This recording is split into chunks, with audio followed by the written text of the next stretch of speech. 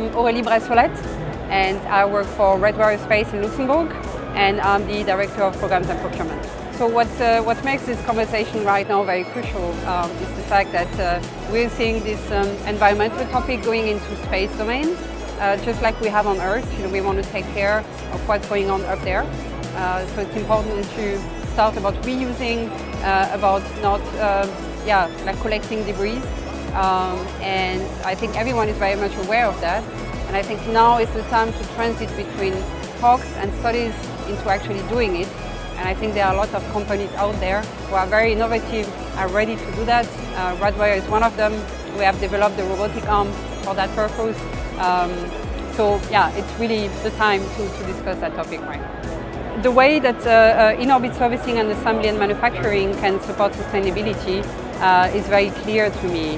When you reuse parts, in the end, you have to reduce the amount of things that we are going to send up there, which calls therefore for more sustainability. And it's a bit like, instead of taking your car for a trip on holidays, you would just go there with a train, for example, and you would rent a car there. So it all makes sense.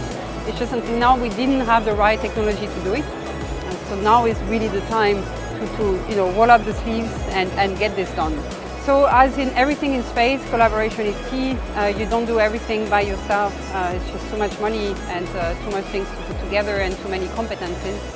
So we've got a long chain of actors. The first one are the satellite operators for me, who need to embrace this. They need to see their interest in there, of course. But their role is basically to make sure that their satellites are going to have that port to be able to be serviced. So they need to play an active role in there. The second step in the chain is the satellite manufacturers themselves.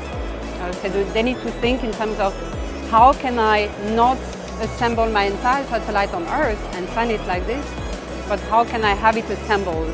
So you need to think before. You don't just build a satellite and then say, okay, I disassemble it and then I reassemble it in orbit. You need to think before. And the last part of the chain that is important for me are the product providers who will need to innovate also and think in terms of how can my parts be assembled up there. Assembling in 0G is very different from assembling in 1G.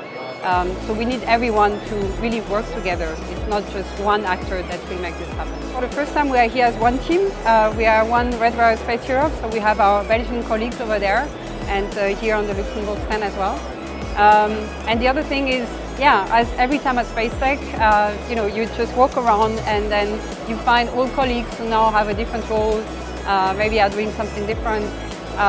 But this is what brings us together. So the passion for space, and it's always that highlight that I find here at Space Tech. How I would summarize Space Tech Expo in 3 words. First one is community, the second one is passion, and the third one is future.